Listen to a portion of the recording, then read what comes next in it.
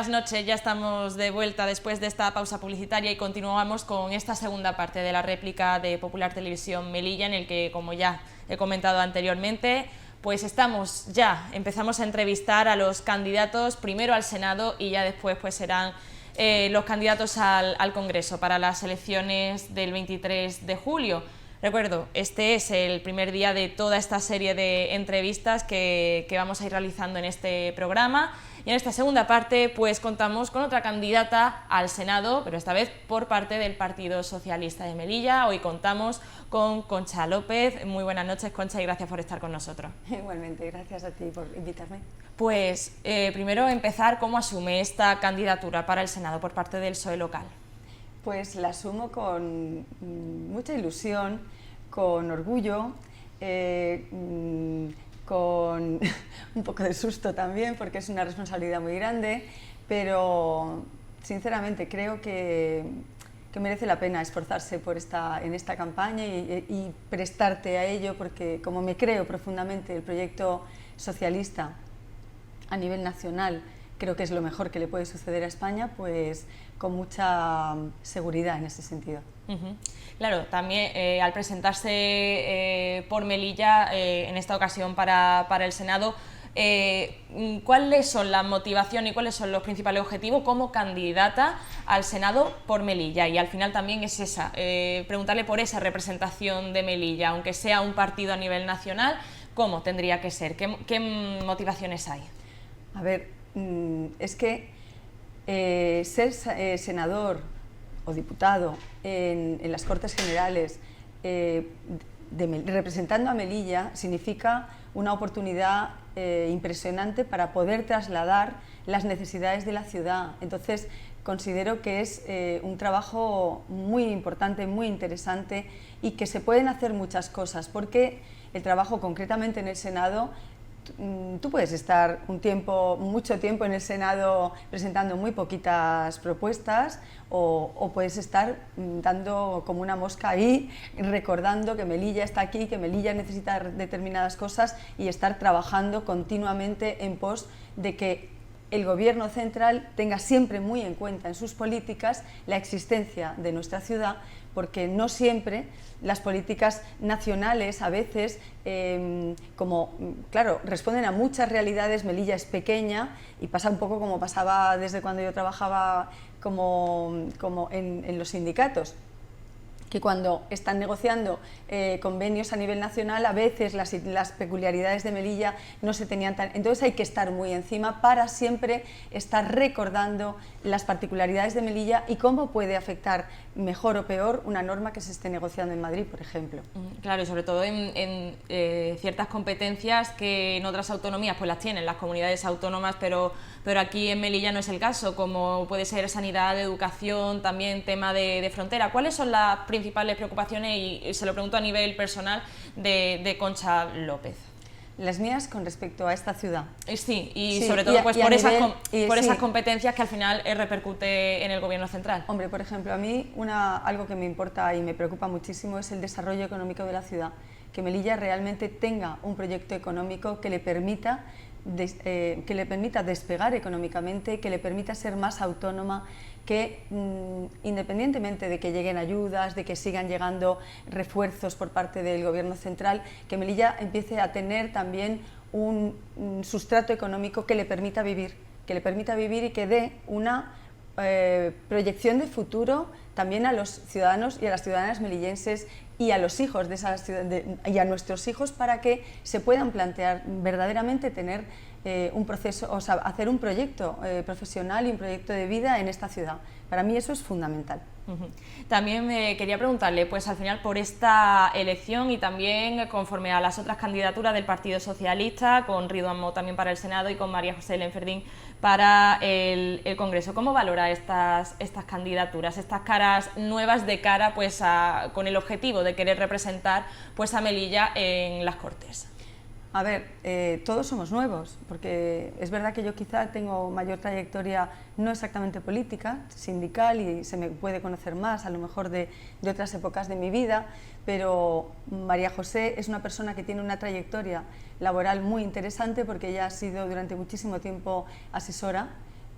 porque es licenciada, y entonces después, por avatares de la vida, ha terminado trabajando en la universidad, pero es una mujer muy válida, muy preparada y que creo que tiene una muy buena trayectoria, que se le puede sacar mucho rendimiento. Y Ridwan es un chico muy joven, pero que tiene también, es un chico pues lleno de vida, lleno de vitalidad, lleno de proyectos, con multitud de inquietudes, que es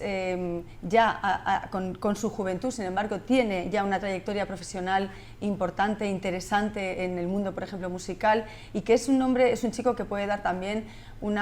aire fresco y además que va a poder trasladar las inquietudes de la gente joven verdaderamente, porque es muy importante también que la gente joven tenga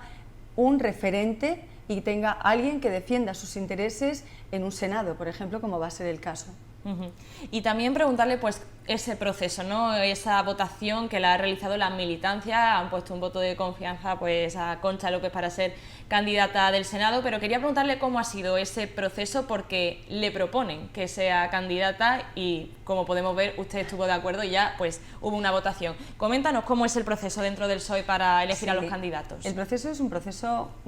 proceso de primarias, realmente similar al de primarias. Es un proceso en el que la militancia es participativo, en el que la militancia tiene unos plazos para proponer a personas que consideran que podrían hacer un buen papel para esos cargos. Y entonces, previamente también, obviamente, preguntan a la persona si estaría dispuesta a asumir ese reto. Una vez que esa persona les dice que sí, la presentan a través de un correo electrónico. Una vez que llega a la ejecutiva, se valoran,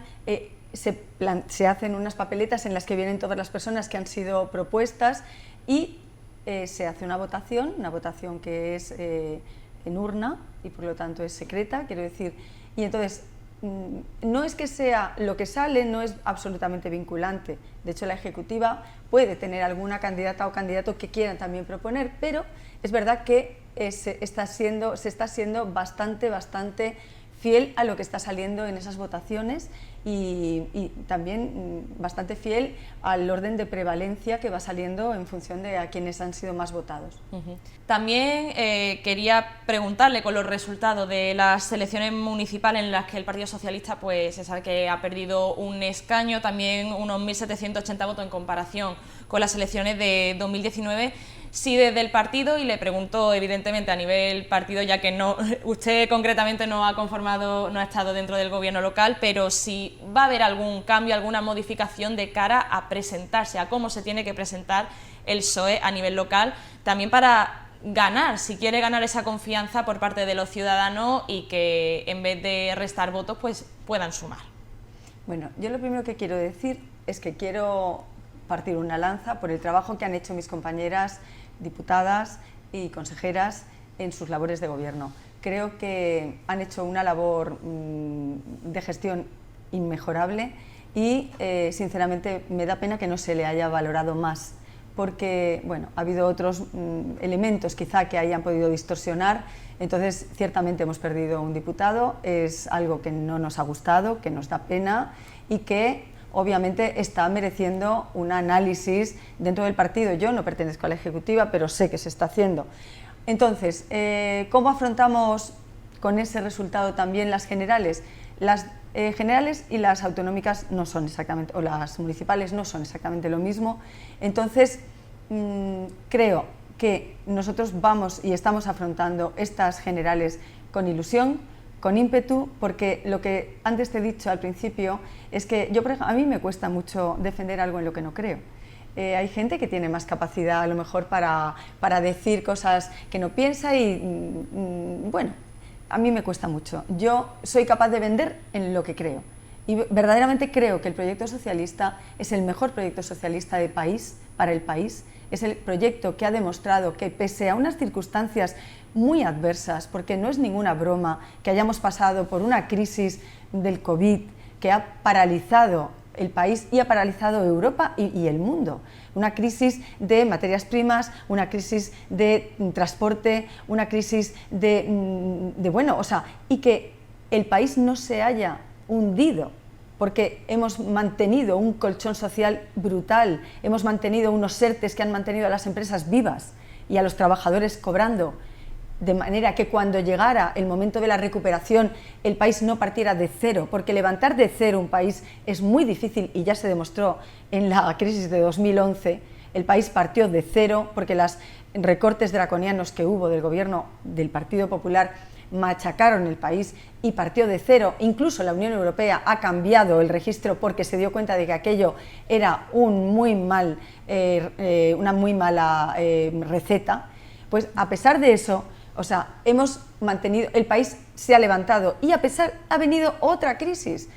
salvaje que ha sido la de la guerra, que nos está pasando una factura enorme y aún así se ha vuelto a poner otro colchón social impresionante que está permitiendo a las familias españolas que no toquen fondo y que está además dedicándose a mantener a flote a todos aquellos para que no caigan en los umbrales de la pobreza, porque tampoco podrían levantarse después. Entonces, sinceramente, yo creo que ese es el gobierno que España necesita, es el gobierno que yo voy a defender a capa y espada, porque es el gobierno que creo que mantiene, o sea, que piensa en todas y en todos, y que no quiere dejar a los ciudadanos atrás. Ese es el gobierno, un gobierno que por otro lado está negociando, por ejemplo, con los sindicatos, con la patronal, que ha llegado a unos acuerdos históricos. Ahí sí, justo precisamente ya para continuar y seguir ese hilo, ya que ha mencionado pues esas conversaciones con los sindicatos, quería preguntarle también, al estar dentro de UGT, pues cómo valora la reforma laboral que se aprobó pues hace 2 años, si no me equivoco, con este gobierno, y preguntar si hay algo más en lo que avanzar en este sentido, ya que, perdón por interrumpirle, pero ya aprovecho un poco también la pregunta. A ver, yo creo que ha sido también histórico porque ha sido restituir unos derechos que se perdieron, ha sido restituir la dignidad de los trabajadores y de las trabajadoras del país, que con aquella reforma laboral prácticamente muchas de aquellas medidas lo que se les estaba tildando era de vagos y de absentistas. Por ejemplo, cuando se exigía que en las bajas cortas, más de 2 o 3 bajas cortas a lo largo de un periodo, podía suponer un despido. Vamos a ver, es que una gripe muy fuerte puede necesitar de unos días de reposo o tal. Y quiero decir, todo estaba pensado como para decir que los trabajadores y las trabajadoras de este país eran prácticamente unos vagos a los que había que atar en corto. Por otro lado, a los sindicatos también aquella reforma laboral los despojó prácticamente de su fuerza para negociar, porque se dejaron de hacer los contratos, o sea, los convenios colectivos nacionales o los convenios colectivos sectoriales donde los sindicatos tienen fuerza, para que fueran contratos de empresa. A ver, ¿en qué cabeza cabe que tú como trabajadora o yo como trabajadora tengamos que enfrentarnos a nuestro patrono que tiene la sartén por el mango? Entonces, ¿qué pasa? Que esa reforma laboral, los despidos libres prácticamente, estábamos en una situación en la que el despido libre era una realidad en este país. Los contratos precarios, los contratos a tiempo parcial eran los mayoritarios frente a los contratos de jornada completa o frente a los contratos indefinidos. La contratación temporal era brutal. Todo eso es lo que ha venido a revertir esta reforma laboral, pero ¡oh, sorpresa! Una reforma laboral que ha sido posible gracias al consenso de todos los agentes sociales, patronal, o sea, sindicatos y patronal. Y es más, la patronal ahora mismo está pidiendo que no se revierta esta situación, que no se vuelva a la situación previa a lo que fue la reforma laboral de 2011, porque el país está funcionando con esta reforma laboral última. Quiere decir, el país está en unos datos macroeconómicos excelentes y eso está mejorando la economía del país. No estamos en recesión. Otros países de la Unión Europea pueden entrar en recesión, Alemania propiamente, y nosotros no. Quiero decir, bueno, pues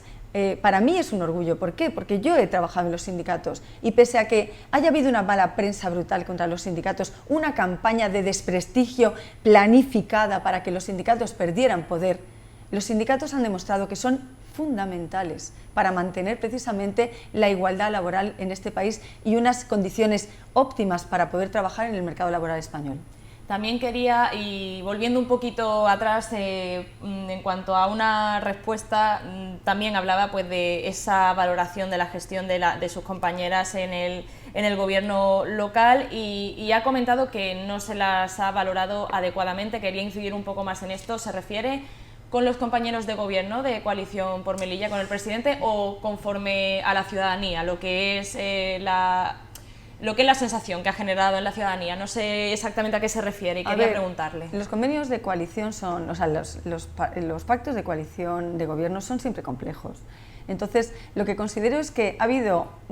ruido con respecto a este gobierno y quizá áreas que han estado muy mal gestionadas,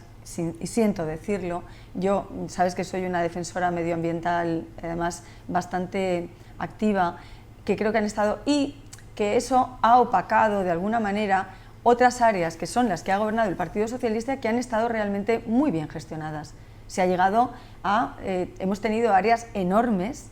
de 4 y 5 áreas de gestión que han estado gestionadas por una única consejera, o en el caso de Gloria Rojas igual, un área tan importante como ha sido, por ejemplo, administraciones públicas, más turismo, Elena Fernández Treviño, un área enorme como ha sido la suya, que ha gestionado pues 4 áreas también de un trabajo ímprobo, con poco personal, o incluso medio ambiente también, ¿no?, con mi compañera Paqui Maeso, y que quizá toda esa gestión impresionante que han hecho, pues ha quedado opacada por otras cosas, y a mí me apena porque como yo he estado ahí, las he visto trabajar, las he visto matarse vivas, las he visto sacar muy buenos resultados, pues me apena pues que eso no nos haya dado un mejor resultado electoral en las municipales, por ejemplo. Y justo quería también preguntarle, ya que tiene un peso importante lo que es materia de medio ambiente en el Partido Socialista local, pues precisamente también preguntarle por esa valoración concretamente en la gestión de medio ambiente dentro del área dentro de la Ciudad Autónoma de Melilla en esta legislatura. La competencia era de Coalición por Melilla, pero quería preguntarle una valoración porque han sido socio de gobierno. Sí, bueno, a ver, nosotros de hecho en ese área hemos intentado marcar bastante la diferencia desde el área de medio ambiente del partido, puesto que era más complicado que a lo mejor nuestras compañeras de gobierno, estando en el gobierno, pudieran hacerlo, pero nosotros hemos marcado bastante la diferencia, hemos trabajado intensamente, hemos hecho muchas propuestas, a nivel interno se han parado cosas importantes que hubieran supuesto desde nuestra perspectiva